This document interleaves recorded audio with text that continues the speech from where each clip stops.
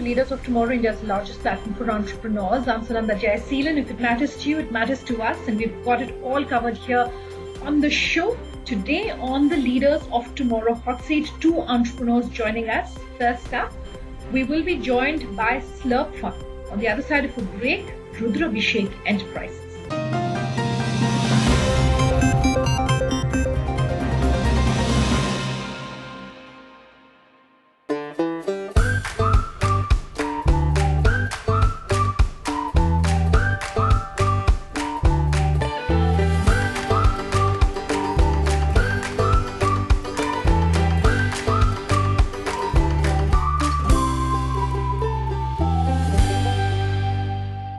Shauravi, good having you here on the show. Let's start by talking about the inspiration behind Slurrp Farm. It usually, most often than not, is always a personal reason behind why, a lot of people decide to turn entrepreneur in the segments that they do. And from what I've read about you, that was the reason why you decided to become an entrepreneur in this space. So maybe you can give our viewers a sneak peek into the idea, the inspiration behind the company.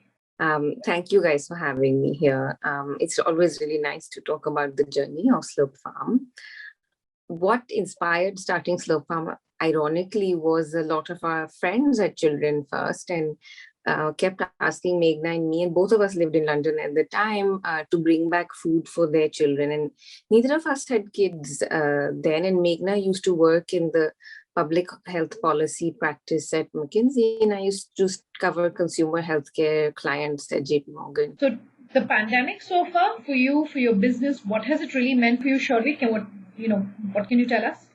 So 2021 was a year that we welcomed with a lot of hope and enthusiasm after the year that had passed before 2020, right?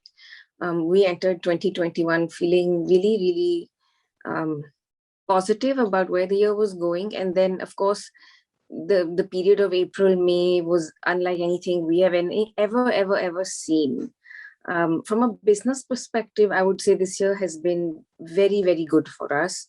We have really, as a team, learned how to work through Zoom and work through this new virtual world that we are all in and talking on. And, we would otherwise be sitting in a room together. And I think that has worked itself out for Slurrp Farm. I think the months of April, May, in some ways, I've almost forgotten about them because they were so horrific. So, again, as a team, everybody went through something. There was not a single person who wasn't affected in some way, either personally through their family or somebody they knew. So that was a challenging period. And I think that now, in some way, we have come out of that and gone back to the early phase of the year. And from a purely numbers perspective, since the start of this year, we have doubled our revenues. Since the start of this year, we have done a lot of really interesting product innovation, and we're looking forward to bringing out lots of new exciting products. We're now about 30 products, and we have another 15 coming on by December. So I would say 2021 has been a year of innovation, change, and growth for us. How has your sector, been impacted or not, Shauravi? Because a lot of businesses, forced to reject business models, have been forced to, shut shop. The pandemic, of course, has been terrible, particularly for small businesses and for entrepreneurs. What would you like to tell us? I think that that's absolutely the right question. And your question was, there's been resilience and there's been pain, right? And both sides of that story are true. I would say that businesses that were quick on their feet and able to adapt to a digital medium have all done really well. Particularly in the CPG food sort of space, anybody who was able to a lot of businesses pivoted, right, from having some offline and retail presence to being quite almost entirely predominantly online. That pivot definitely happened in this sector. And people who were able to do it fast and do it in an agile way and you almost needed to change your teams. If you were maybe somebody, it was the case for us, we had 50% of our team was the offline business, 50% was the online business. It was one of the most difficult, things I was unprepared to do. I didn't know how to do, right? Like, we had to literally change our team to being 100% online, and most of the team that serviced the offline space couldn't couldn't be with us anymore. And that has been the case for several businesses. So I think that businesses that perhaps took some time to make that change struggled, and businesses that were able to do that, and we did it very early on in March 2020, were able to right size both their sort of entire workforce and also their way of working and how they serviced their new partners and new clients. So definitely it's a case of, were you able to pivot? And then obviously those who were in the position of having established a strong online presence earlier really benefited. And it is the story of that. I don't know, it's a question to you. Will you ever go back to shopping in stores the way you used to, or will you do it occasionally? So for MSMEs and small businesses which are saying, hey, I want to look at how I can break even, I want to look at how I can make profits. In this space, which is so niche, the one that you play in, what advice do you have? I think that, but speaking for ourselves, and then there are a lot of companies in the stage like us, right, where they are not startup, but they are MSME, and they're in their way to becoming a stable MSME who can avail of bank debt or be having sort of stability of performance. At this stage, I guess in some ways you realize that we have lived in this VUCA world, volatile, uncertain, chaos every day, and we have to come to terms with that. I think that what companies like ours need most is stability of capital, right? That is definitely one thing. The second thing that companies that our size actually need, if your vendors just pay you on time. So, and the model is changing over there a lot. In the early days in the retail sector, people took very long to pay. Right now in the marketplace sector, I guess what has happened, and the model is evolving, right, is that there are large companies and large marketplaces who are essentially, they always pay small startups and MSME companies like us on time. But we have to see, is it profitable to sell on these channels in the long term? And is it bottom line sustainable, right? So between your own website or the other ways that you might sell online, you have to make sure that your unit economics are very strong. I think what this entire time period will do is it will reward businesses that are sustainable and unit economics positive in the long run. So I definitely think we'll all come out of this better, and building businesses that are meant to survive in the future and meant to be profitable and run in that manner. There is also, again, a lot of sort of euphoria, and we've just had the Zomato IPO. It's a really exciting time. There's also a lot of money in the market, and so it's important for brands and companies to use it responsibly and to grow an ecosystem and grow the infrastructure in the ecosystem. So because you are playing in this niche, which is, healthy food for babies, the focus on quality becomes just that much more important. I mean, anything to do with the food industry, safety is obviously, safety and hygiene, of course, is important, but it's even more crucial in the segment that you play in. So some insights into how you ensure that your quality, your safety, hygiene, etc., is being maintained in this entire process? Absolutely. And I don't think that we have seen the back of COVID at all. And it reaches multiple levels, right? For the first thing, that we are still a work from home organization for the front office. And obviously our warehouse setup and also our delivery setup continues to function as is. And a lot of processes have been put in place in terms of making sure that we keep stock. It doesn't, when things come back, for example, from an order, then it stays for a few days before being sent out again. All of those measures are in place. I would say on a more personal front, we have tried to ensure that everybody is vaccinated, right? That is the first thing that we all need to do. We have to actively make sure as many people around us are vaccinated and are able to avail of that to move forward in this post-vaccine sort of scenario and world. And that's actively something that our investors Fireside have helped all of their portfolio companies do. And we've been part of that. We try to get the whole team, definitely have both sets of vaccines. And, other than that, it is really be cautious. Don't yet assume that you've seen the back of this thing. So in all of how we are operating, we are not operating in a post-COVID framework or way of thinking. All right, Shauravi, good having you here on the show. Thank you so much for your time. Thanks. All right, let's turn to a short break on that note. Pradeep Misra of Rudrabhishek Enterprises, the second entrepreneur who's in the hot seat tonight. Back in just a moment.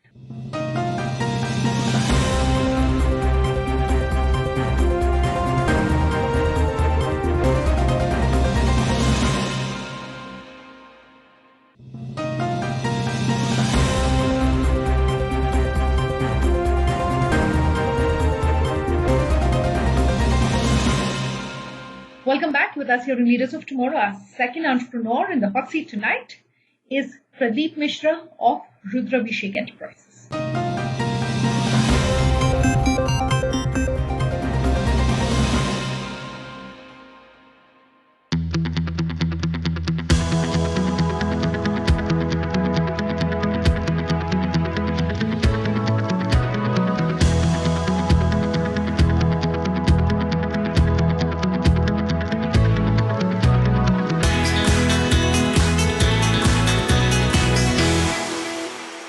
Pradeep, what more can you tell us about the company and the work that you do? We are a consultant and we deal largely in urban infrastructure. So we do planning work like zonal plan, master plan, regional plan.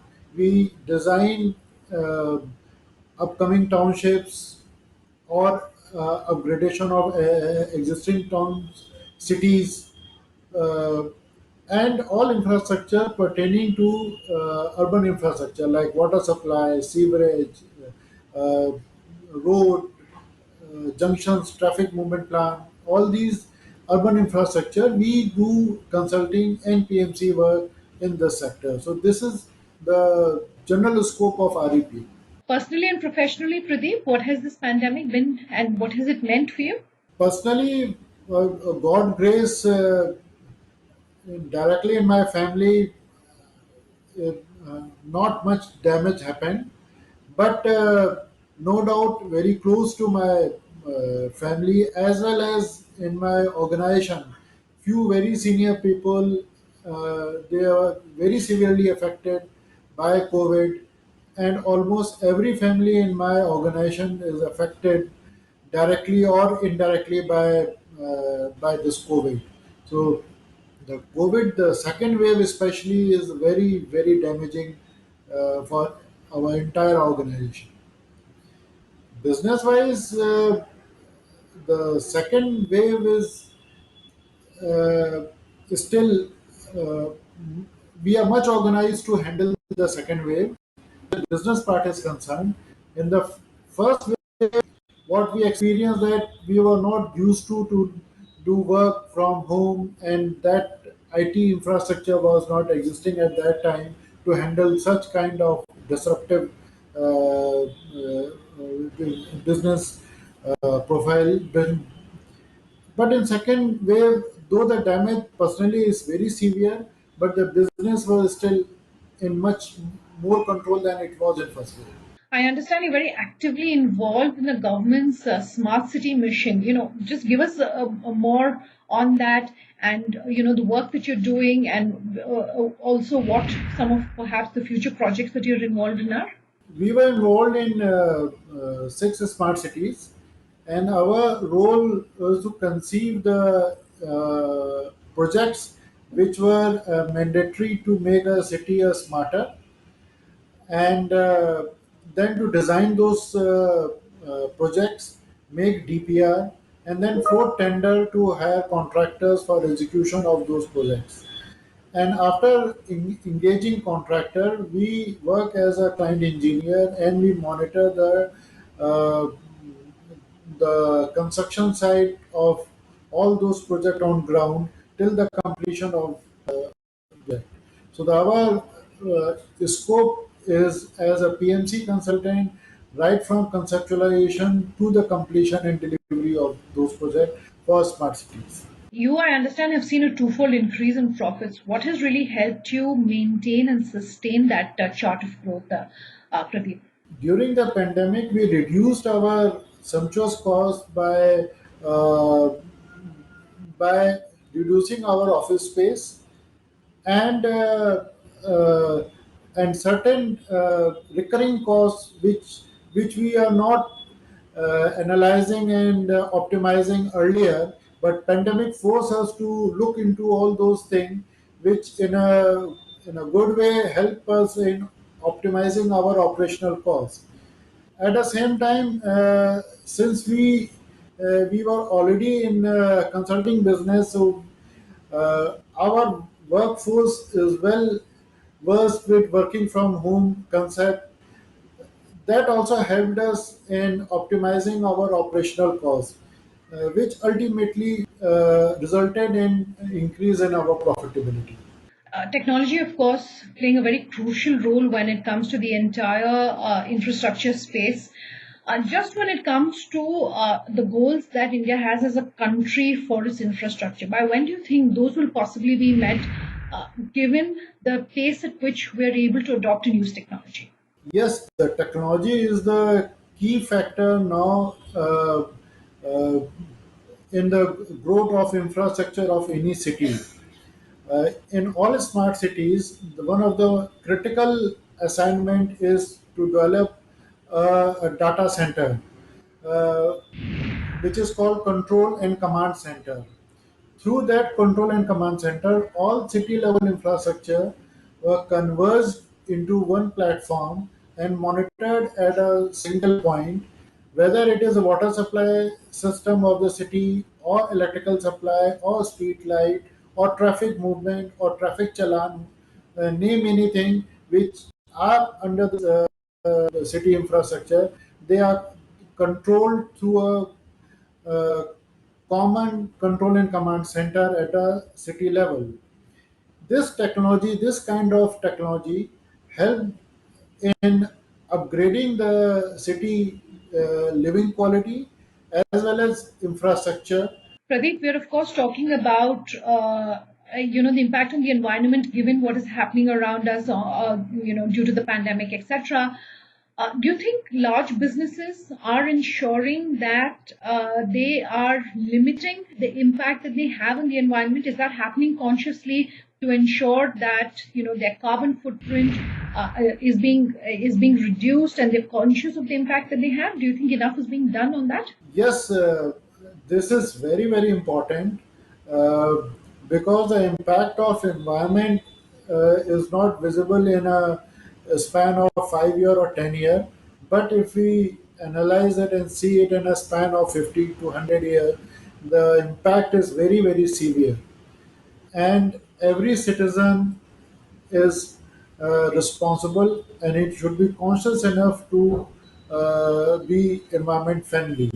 The policy of any country should also be environmental sustainable policies, and we should reduce the carbon print. That should be made mandatory in all industry and all type, to reduce the speed of increase of temperature of our uh, world, of our universe. And each person should modify his or her living style to to reduce that carbon footprint, uh, which is happening because of every individual. Is the government enabling carbon-free projects, Pradeep? What can you tell us on that? Yes, government is proposing also this thing, and even in environment approval, the clauses are there, and every establishment has to implement at the time of completion of those projects. But the scale and the speed at which it is happening is too slow to manage the increase in temperature, what is happening, the average temperature of Earth, which is happening in last few years. A lot more is to be done by at a policy level as well as at the implementation level. How are Indian cities adapting to the climate change and rethinking design of utilities? What could you tell us, Pradeep? Uh, I think in India, the general awareness of this climate change and the direct effect and the side effect because of this climate change is not well spread, or the awareness is not that well spread. Lot more is required to be done, and every citizen should be cautious about this. Only then it is possible to control it. Just by making policy, it is not that easy to control it. So the general awareness is very, very important, which is missing as of now. Pradeep, before we let you go, one is the impact on the environment, carbon footprint, etc. But there's also water and smart water management. What are you as a company doing? I understand that that is a focus area for you. What could you tell us? Yes, water management is very important, and the average consumption of water should also go down. Proper management of water, treating it and recycling it and then reusing it is also equally important. Uh, and the way we live is also need slightly correction and modification. Use of chemicals in our day-to-day life, disposing chemical directly into water, and then that chemicals are hampering our quality of groundwater. As per government norm, the quality of water, average requirement of water per liter per person is sumptuously reduced from 140 liter per person per 80 liter. All right, Pradeep. Thanks for taking the time to join us today. Out of time on this episode of Leaders of Tomorrow. If you have any feedback for us, as always, our contact details on your screens as they speak. Thanks for watching. Have a good time.